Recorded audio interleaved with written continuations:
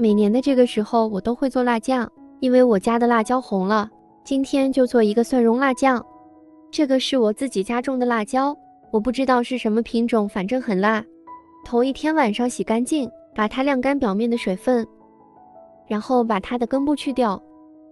再准备200克大蒜，几块姜放在绞肉机里边给它们搅碎。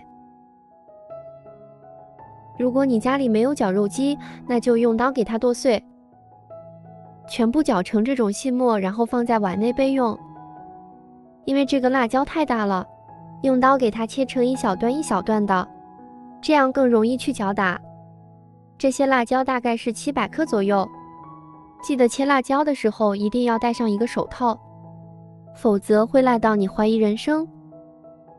全部打碎后放在一个碗内备用。锅内倒入比炒菜多一些的食用油，放入葱姜大料、香叶和洋葱。如果有香菜就放根香菜，我家里没有了。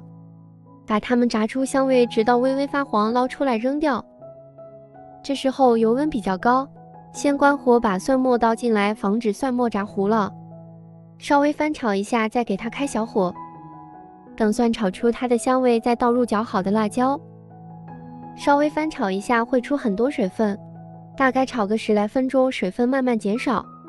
倒入40克黄豆酱，如果没有也可以不加。再加适量的盐，30克白糖，再来2勺生抽调味，继续给它翻炒，再炒个5、6分钟。倒一点白醋，再倒点白酒，这样可以保存的时间更长一些。再翻炒个2、3分钟晾凉就可以了。这个辣椒酱可以蘸馒头吃，或者是煮面条的时候里边放一点，特别香，同样也挺辣的。辣酱全部凉透之后，放入开水烫过的罐子，这样可以放在冰箱冷藏保存挺长时间的。